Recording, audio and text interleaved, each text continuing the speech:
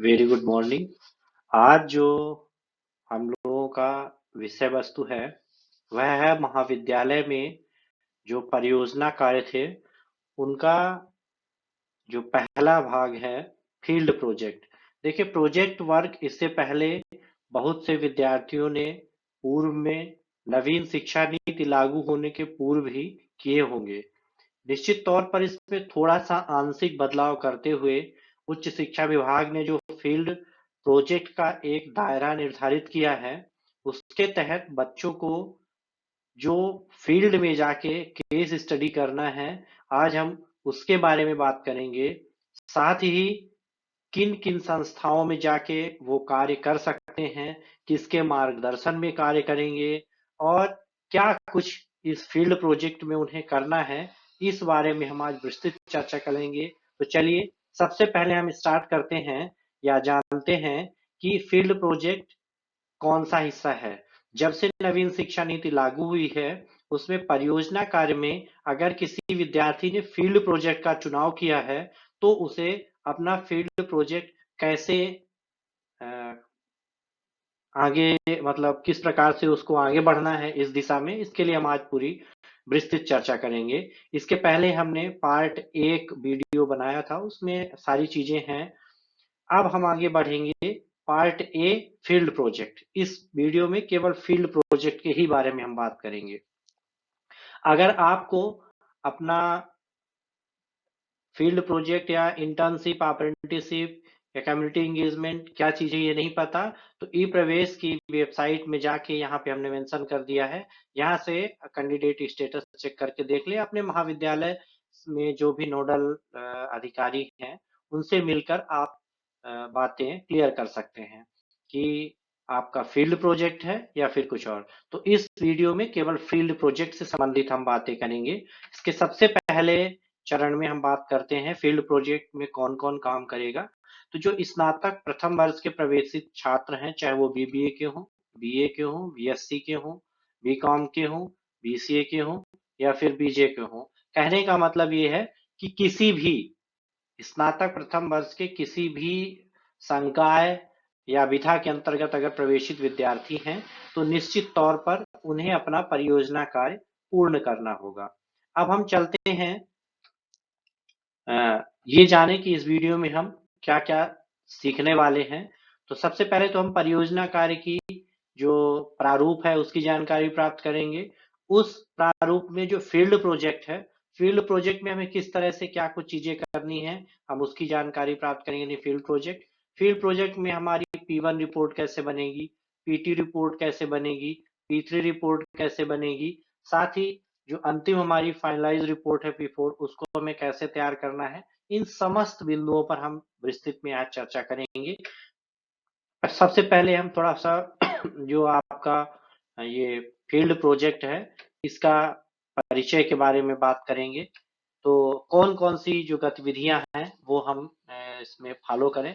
तो हम सभी के लिए चाहेंगे कि आप 5 बिंदुओं का, यानी जो 5 स्टेप हैं फील्ड प्रोजेक्ट, इनको जरूर पालन करें। पहला है गतिविधि के प्रथम जो चरण हमारा होगा, उसमें अपनी रुचि के अनुरूप अपने शिक्षकों की सहायता से फील्ड प्रोजेक्ट के अंतर्गत कार्य करने के लिए, चाहे आपके वो गुरुजन हो, अभिभावक हो या पूर्व छात्र हो, उनसे थोड़ा सा चर्चा करने, या फिर आप इंटरनेट के माध्यम से कुछ जानकारियां इकट्ठा कर लें फील्ड प्रोजेक्ट की, या कोई लिटरेचर पढ़ के आप मतलब जानकारी एकत्रित कर लें।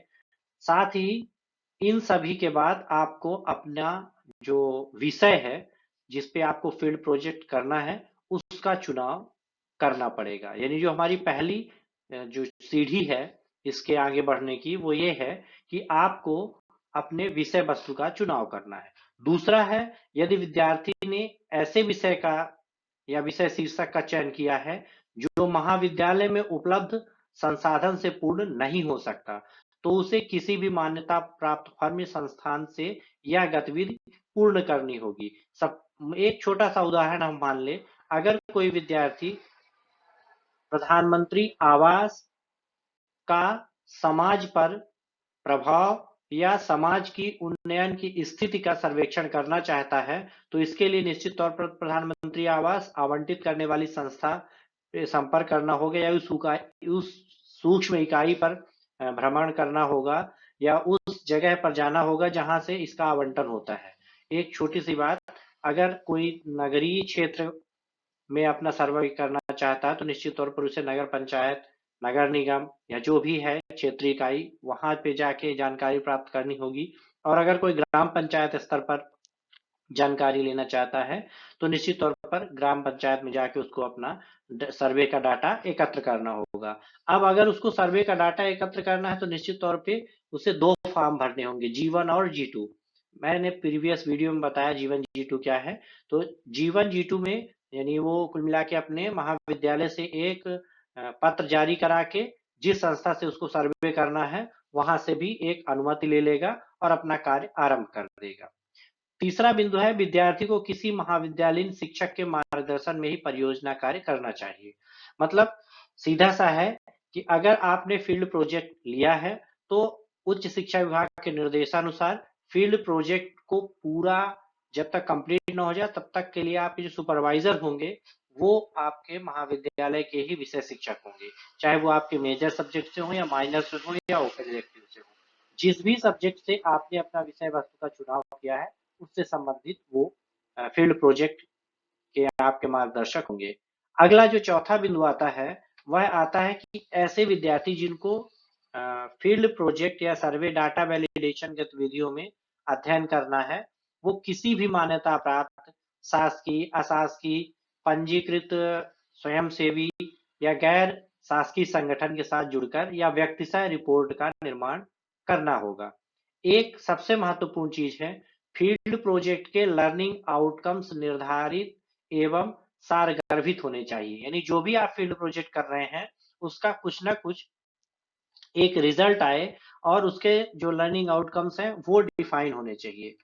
जो आपका पांचवा बिंदु है इसमें वह ये है कि जो आपके शिक्षक पर्यवेक्षक होंगे उनसे आपको सतत संपर्क में रहना है और डाटा या जो भी काम आप कर रहे हैं उसकी रिपोर्टिंग अनिवार्य रूप से करना है।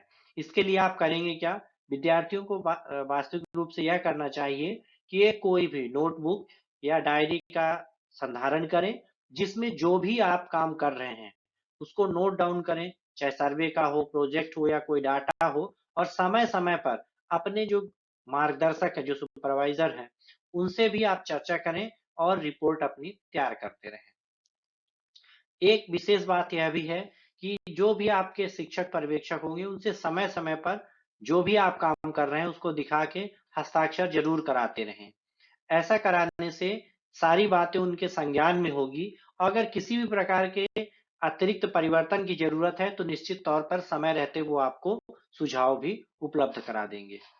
अब एक चीज और है, जब भी आप सर्वे या सर्वेक्षण का काम किसी भी बाहर की संस्था से करते हैं तो निश्चित तौर पर इसमें आपको महाविद्यालय के प्राचार्य और अपने महाविद्यालय के नोडल अधिकारी से इसकी अनुमति लेनी होती है। वह भी प्रक्रिया आप पूरी कर लेंगे। हम बात कर रहे हैं जो फील्ड प्रोजेक्ट है इसकी।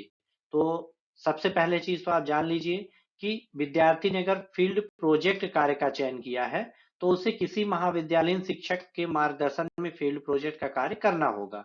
बाह्य संस्था के लिए अगर आप करना चाहते हैं बाह्य संस्था से सर्वेक्षण का कार्य तो प्राचार्य या नोडल अधिकारी से अनुमति लेना अनिवार्य है।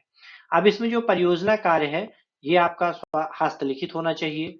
दूसरा, एक समूह में 4 से 6 विद्यार्थी से ज्यादा नहीं होने चाहिए। तीसरा, परियोजना कार्य में विषय के चुनाव के लिए प्राथमिकता का जो क्रम है, पहले मेजर से आप अपना कहना चाहिए कि विषय वस्तु निर्धारित करें, फिर इसके बाद आप माइनर को प्रेफरेंस दें, फिर ओपन इलेक्टिव, और लास्ट में अगर कोई अन्य विषय में आप अनुमति चाहते हैं इन तीनों के अतिरिक्त तो उसके लिए विशेष प्राचार्य और नोडल अधिकारी के अनुमति से आप यह काम कर सकते हैं। अब हम बात करते हैं जो भी ये संपूर्ण प्रक्रिया है, इस प्रक्रिया को आप किस प्रकार से आगे या कहना चाहिए स्टेप बाय स्टेप कैसे आगे बढ़ेंगे, ये समस्त चीजों की जानकारी हम आपको उपलब्ध करा रहे हैं। सबसे पहला काम है प्राध्यापक या सुपरवाइजर से आप टॉपिक ले लीजिए, यानी जो जिस पे आपको फील्ड प्रोजेक्ट करना है उसका शीर्षक आपको आवंटित करा लेना है। तत्पश्चात जो भी निर्दिष्ट बाह्य संस्थान की जानकारी एवं सहमति प्राप्त करने के लिए प्राचार्य द्वारा हस्ताक्षरित एक अनुरोध पत्र या जीवन है संस्थान को दिया जाए। संस्थान द्वारा G2 में अपेक्षित अधिकतम विद्यार्थियों को संख्या का उल्लेख करते हुए सहमति पत्र प्रदान किया जाएगा। मतलब आप जीवन उपलब्ध कराएं सर्वेक्षित संस्था को और वहां से G2 में अपनी जानकारी लाके महाविद्यालय में जमा करें। इसके बाद आती है बात कि फील्ड प्रोजेक्ट का जो रिपोर्ट का प्रारूप है उसको आप कैसे तैयार करेंगे। तो यहाँ पे हम आपको P1, P2 और P3, P4 के बारे में बात करेंगे।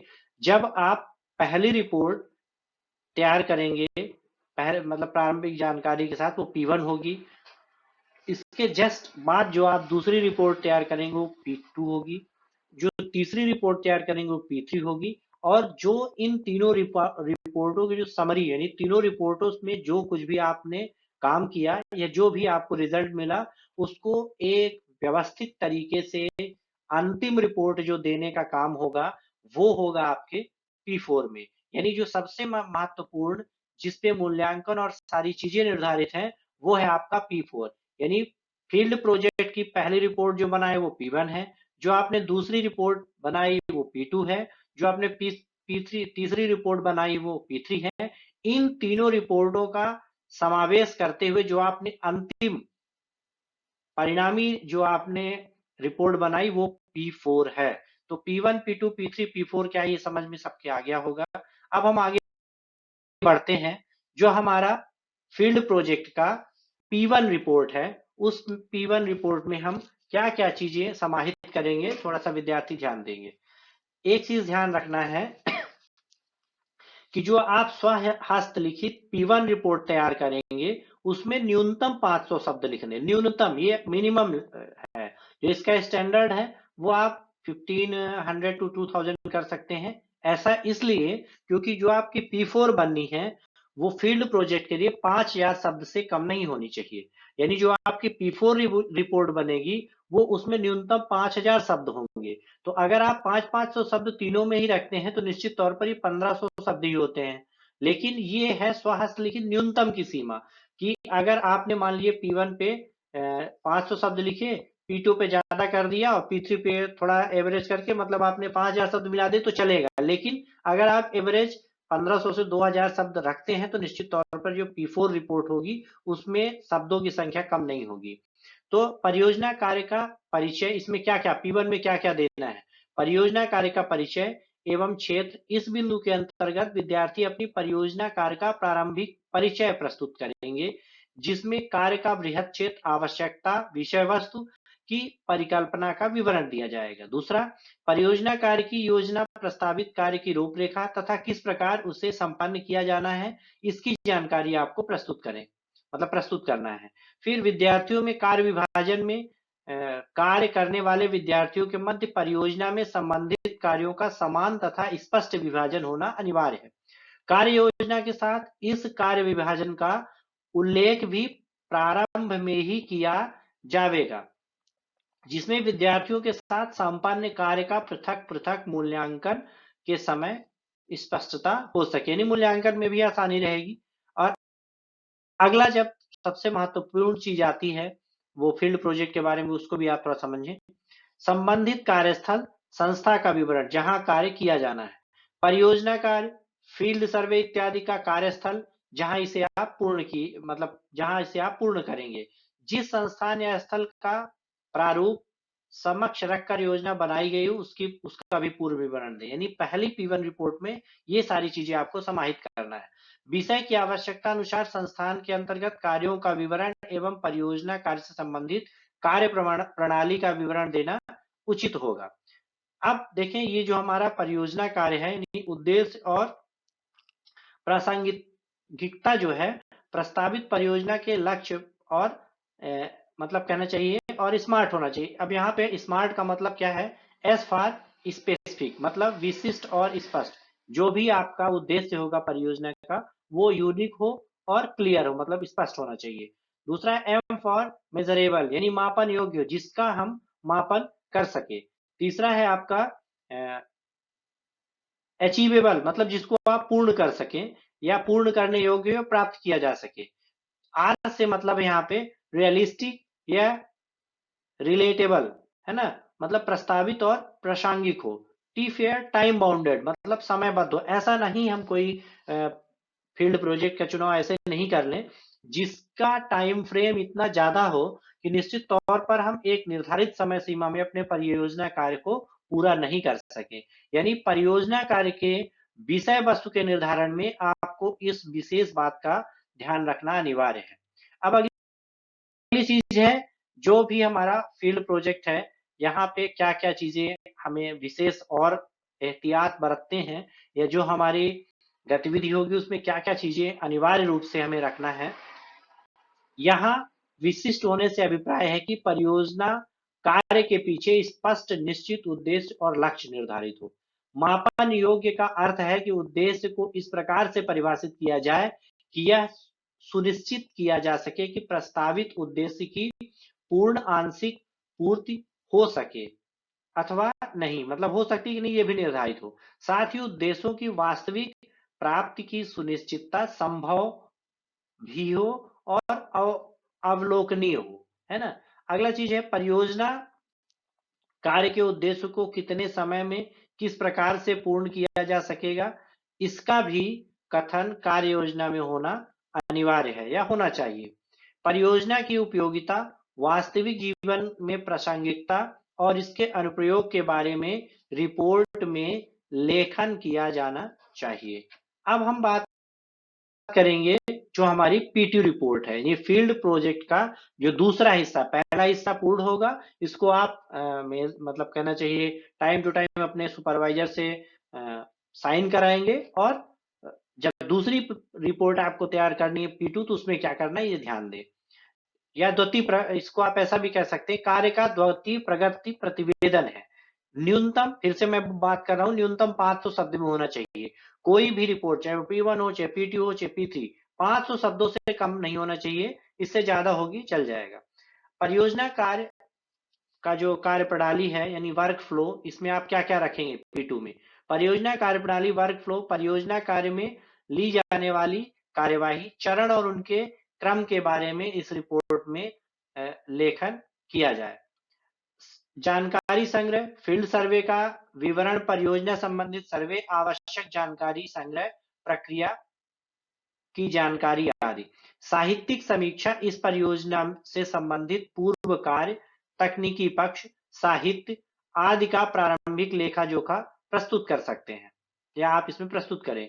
कार्य विभाजन के अनुरूप कार्य की प्रगति, पृथक पृथक समूह में कार्य करने वाले विद्यार्थियों के मध्य परियोजना की विभिन्न कार्यों का विभाजन किया जाएगा, है ना। अतएव इस द्वितीय रिपोर्ट में प्रत्येक विद्यार्थी द्वारा अब तक किए गए कार्यों का स्पष्ट ब्यौरा यहाँ अपेक्षित है। परियोजना कार्य का जो हमारा कहना चाहिए तृतीय प्रतिवेदन है या विस्तृत प्रतिवेदन 3 है, प्रारूप P3, ये भी आपका 500 शब्दों का होना चाहिए। विद्यार्थी द्वारा संपादित कार्य का विवरण, प्रत्येक विद्यार्थी द्वारा अलग अलग परियोजना में कार्य करने वाले प्रत्येक विद्यार्थी द्वारा परियोजना के अंतर्गत आवंटित कार्य में से अब तक किए गए कार्यों का विवरण विद्यार्थी द्वारा प्रस्तुत किया जाए। दूसरा है जानकारी, आंकड़ों का विश्लेषण, एकत्रित जानकारी, संख्यात्मक आंकड़ों का सांख्यिकी एवं तकनीकी विश्लेषण, विश्लेषण का आधार क्या था। ये सारी चीजें आपको P3 में देना है। जो P3 होगा ये भी आपका हस्तलिखित होगा, साथ ही 500 शब्द में बार बार बता रहा हूं, इससे कम नहीं होना चाहिए। तीसरी इसमें विशेष चीज है कि जो विश्लेषण की प्रविधि है, यानी जो आपने एनालिसिस का मेथड यूज किया है, उसको भी इसमें आप बताएं कि आपने जो अपना विश्लेषण कार्य किया है उसको किस प्रकार से संपादित किया है। साथ ही इसमें अगला चरण है अनुप्रयुक्त तकनीक, जानकारी एवं परिणामों का विश्लेषण करने की प्रविधि, प्रविधि का चुनाव, प्रक्रिया का पूर्ण विवरण, औचित्य, त्रुटि एवं परिणामों का विश्लेषण, अपेक्षित परिणामों के संदर्भ में तुलना। लास्ट में आता है परियोजना कार्य में आने वाली चुनौतियां, परियोजना कार्य के दौरान जो भी बाधाएं हैं उनको, चुनौतियों एवं अनअपेक्षित परिणाम देने वाली प्रक्रियाओं की जानकारी एवं उसमें उत्पन्न परिस्थितियां, उनके समाधान आदि का ब्यौरा जो भी है उसको आप यहाँ पे मेंशन करेंगे। अब आता है सबसे महत्वपूर्ण जो भाग है, इन तीनों को जमा करने के बाद आपको जो P4 तैयार करना है, यानी जो फील्ड प्रोजेक्ट की जो अंतिम रिपोर्ट है, जो फाइनल रिपोर्ट है, वो है 5000 शब्दों की। तो सबसे पहले आप देखें, इसमें हम आपको बिंदुवार बता रहे हैं क्या क्या चीजें संलग्न करना है। विद्यार्थियों को सबसे पहले पेज में जो भी कहना चाहिए परियोजना का विषय वस्तु या फील्ड प्रोजेक्ट का जो विषय या शीर्षक है उसको लिखना है। फिर विद्यार्थी का मौलिकता घोषणा पत्र, जिसमें आप इस चीज का विशेष उल्लेख करेंगे कि जो भी इस फील्ड प्रोजेक्ट में कार्य किया जा रहा, ये आपका स्वयं का और मौलिक है, किसी भी प्रकार से इसमें कट कॉपी पेस्ट नहीं किया गया है। इस चीज का आप एक घोषणा पत्र मतलब देंगे। तीसरे नंबर में आपको लगाना है, तीसरे पेज में, पर्यवेक्षक या निर्देशक का अनुमोदन पत्र। जो भी आपके पर्यवेक्षक होंगे या निर्देशक होंगे उनका अनुमोदन पत्र लगाएंगे।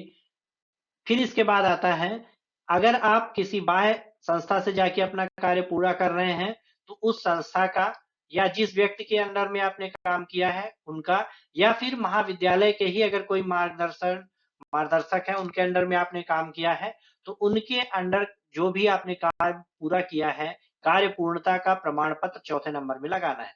पांचवें नंबर में आपको आभार पत्र संलग्न करना। आभार पत्र में आपको इस फील्ड प्रोजेक्ट को करने के लिए जिस जिस व्यक्ति ने जिस रूप से आपका सहयोग किया है, निश्चित तौर पर उनका आपको आभार व्यक्त करना है। एक उदाहरण के लिए मान लीजिए हमने सर्वे में एक ग्राम पंचायत का विजिट किया और उस ग्राम पंचायत के अंतर्गत जितने भी आवास आवंटित, मान लीजिए कोई आवास आवंटित योजना के तहत हमने काम किया, तो जिन जिन लोगों के हम संपर्क में रह के इस कार्य को पूरा करते हैं उन सभी का उल्लेख, या जिनने हमें इस कार्य को पूर्ण करने में अपना अमूल्य योगदान, अमूल्य समय दिया, उनका हम आभार जरूर व्यक्त करेंगे। फिर इसके बाद आता है अनुक्रमणिका। अनुक्रमणिका यानी इंडेक्स। इंडेक्स में आपको वो चीजें रखनी है कि किस अध्याय में या किस पेज में कौन सी चीजों को आपने व्यवस्थित तरीके से लिखा है, उसको आपको अनुक्रमणिका में रखना है। अनुक्रमणिका के बाद जो आता है सातवां है, उसमें आप अध्याय, सातवें नंबर पे आप अध्याय को रखें। जैसे कम से कम 3 अध्याय में चीजों को आपको बांटनी है, प्रथम अध्याय, द्वितीय अध्याय और तृतीय अध्याय। तो जो आपका प्रथम अध्याय है, प्रथम अध्याय में आपको क्या क्या लिखना है फील्ड प्रोजेक्ट का। परियोजना कार्य का परिचय यानी जो उसका इंट्रोडक्शन है वो लिखिए। क्षेत्र पृष्ठभूमि यानी उसका जो बैकग्राउंड है वो लिखें।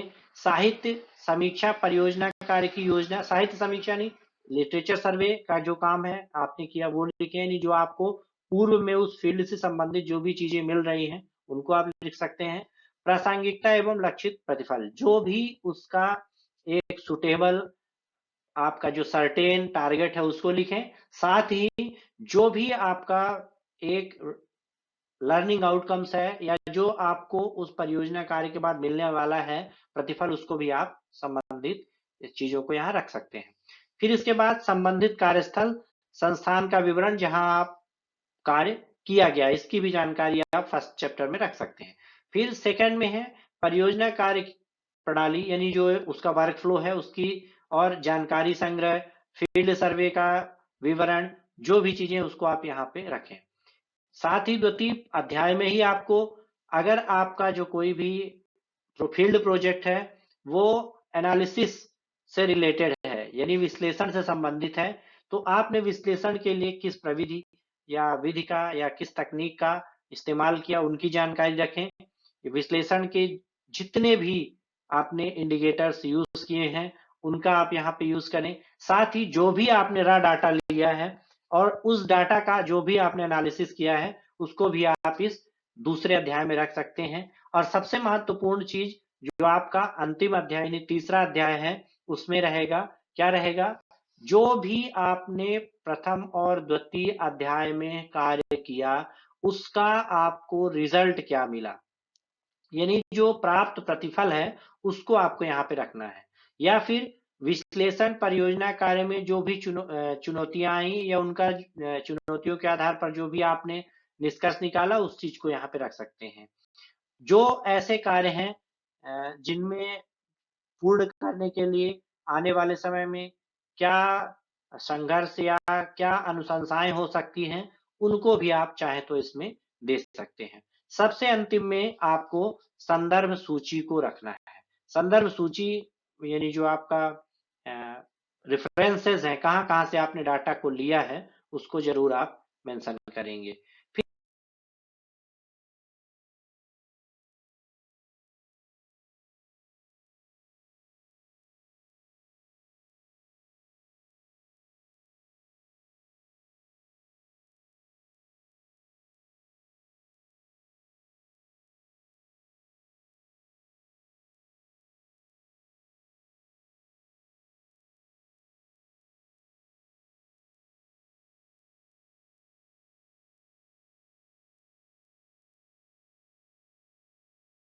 करके पूछ सकते हैं। सारे डाटा, सारा जो रिज़ल्ट है फ़ील्ड प्रोजेक्ट का कैसे क्या निकालना, इस पे हमने लगभग आपसे डिस्कशन किया है और तीनों अध्याय में क्या-क्या चीज़ें आपको कहाँ-कहाँ अप्लाई करनी है, इसका भी हमने एक आपको डिटेल्ड इन्फॉर्मेशन स्लाइड के माध्यम से दे दिया है। ये वीडियो ज़्यादा बड़ा ना हो, इसलिए हम चाहेंगे कि आप लोग इसको एक बार ज़रूर पूरा रिवाइज़ करें, एक बार पूरा देख लें। अगर कहीं समझ नहीं आता तो निश्चित तौर पर कमेंट सेक्शन में आप कमेंट करके चीज़ों को पूछ सकते हैं। फिर हम बात करेंगे जिस संस्था में आप काम करेंगे तो G3 और G4 G3 और G4 पर एक ज़रूर चर्चा होगी। G3 क्या है, G4 क्या है? यानी G3 आप जब भी अपना काम कंप्लीट करेंगे तो जिस संस्था से काम कंप्लीट कर रहे हैं, वहाँ जाके आपको एक अपना फीडबैक लेके आना है G4 में। तो उससे संबंधित भी हमने प्रीवियस वीडियो में आपको सारी चीज़ें बता दी हैं, इसमें क्या-क्या रहता है। तो ये आप काम कर लेंगे। साथ ही अगर आपको किसी भी प्रकार की कोई समस्या आती है, तो निश्चित तौर पर कमेंट सेक्शन पे कमेंट पे आप चीज़ें पूछ सकते हैं। और ये जो हमारा पूरा वीडियो है, ये उच्च शिक्षा विभाग द्वारा समय-समय पर जारी नवीन निर्देश से प्राप्त जानकारी है। साथ ही गत वर्ष जो संपन्न परियोजना कार्य थी, उनकी समीक्षा से हमने कुछ अंश को इसमें जोड़ा हुआ है। अ, धन्यवाद आपको वीडियो में अंत तक बने रहने के लिए। और जो सामुदायिक जुड़ाव कार्यक्रम है और शिक्षुता प्रशिक्षुता है, इस पे पार्ट बी और पार्ट सी हम वीडियो लेके आएंगे। आप लोग जिनका शिक्षुता प्रशिक्षुता या सामुदायिक जुड़ाव कार्यक्रम है, तो उसको आप देख के कंप्लीट कर सकते हैं। Thank you so much once again.